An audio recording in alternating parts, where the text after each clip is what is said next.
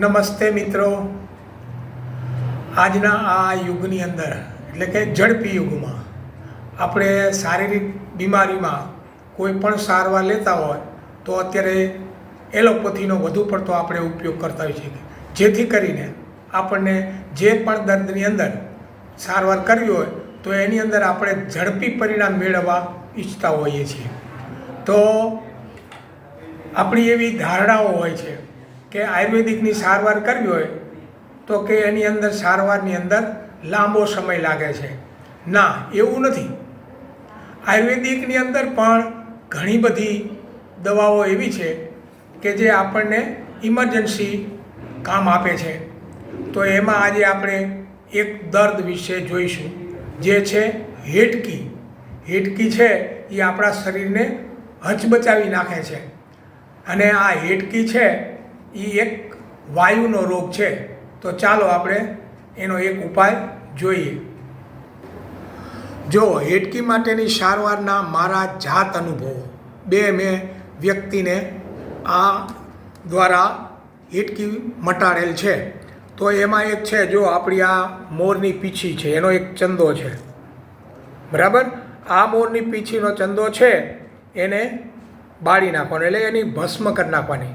એટલે આની ભસ્મ અને સાથે આ થોડુંક લીંડી પીપરનું ચૂર્ણ છે, આ બેને સાથે મેળવી અને મધની અંદર ભેળવી અને એને ચટાડી દેવામાં આવે તો 10 થી 15 જ મિનિટની અંદર હેડકી, ગમે તેવી હેડકી હોય તો એ રાહત થઈ જાય છે, હેડકી બંધ થઈ જાય છે।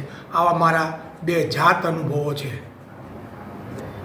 હવે એમાં એક બીજી ઔષધિ છે, તો આ છે કરંજ એટલે કે કણજી। એની અંદર અત્યારે સરસ મજાના ફૂલો આવી ગયેલા છે, અને આ ફૂલો આવ્યા પછી એની અંદર આવા બીજ હોય છે। આની અંદર બીજ હોય છે, એટલે કે આ કવરવાળા સહિત છે। હવે એને ફોલવામાં આવે એટલે એની અંદરથી આવા બીજ નીકળે છે, આ એના આ બીજ છે। ત્યાર પછી એના ઉપરથી આપણે ફોતરી ઉતારી નાખી એટલે એ આવા બીજ નીકળી જાય છે। એના ઉપરથી કોફી કલરની ફોતરી ઉતરી જાય એટલે આ સફેદ થઈ જાય, અને આ બીજ છે એ દંતમંજન માટે ખૂબ જ ઉપયોગી છે।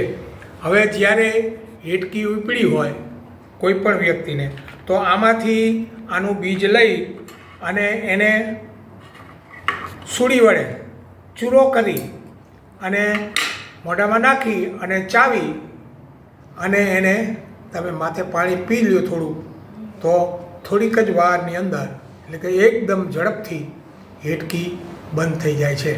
તો આજે આપણે આ હેડકીનો આયુર્વેદિક સારવારની અંદર આ અનુભવ સિદ્ધ પ્રયોગો વિશે આજે આપણે જોયું।